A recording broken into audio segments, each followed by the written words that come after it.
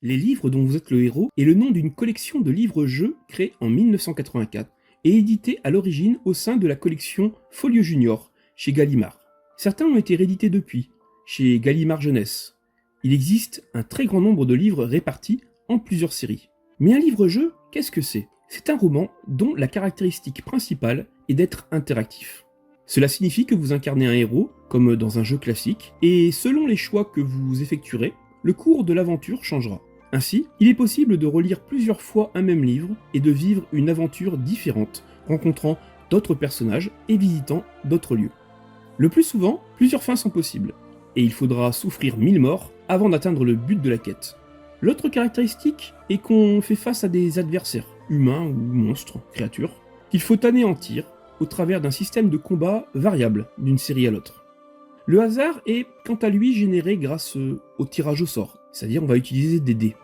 Pour résumer, un livre-jeu c'est un univers, des règles et un scénario, mais à la différence d'un jeu de rôle classique, on y joue seul, même si parfois on peut incarner plusieurs héros simultanément. Ainsi, pas de meneur de jeu, autre que vous-même. Tout est prévu dans le livre.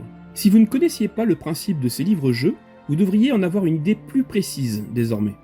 Toutefois, il y a une différence entre connaître le chemin et arpenter le chemin, aurait dit Morpheus dans le film Matrix.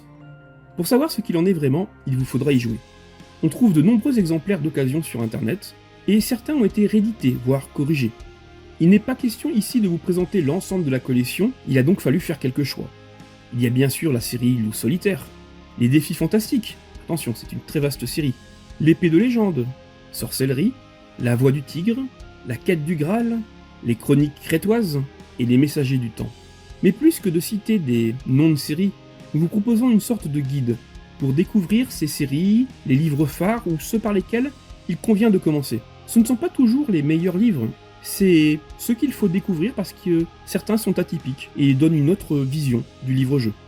Le livre dont vous êtes le héros, c'est kitsch. Ce sont les années 80. Mais attention, le meilleur des années 80. Et en plus, cela pourrait bien revenir à la mode. Dans le premier numéro des Créateurs de Monde, nous vous proposons un petit livret en bonus à imprimer chez vous, un petit guide conseil pour découvrir ou redécouvrir cet univers. Dans le mag, vous trouverez aussi d'autres sujets, comme la création de jeux de rôle de papier, le game design, selon l'approche de Rewrite, le créateur de SimCity. Il y a la composition musicale, les décors virtuels pour le cinéma ou le vidéaste amateur. On parlera aussi utilisation de tablettes graphiques et comment la choisir.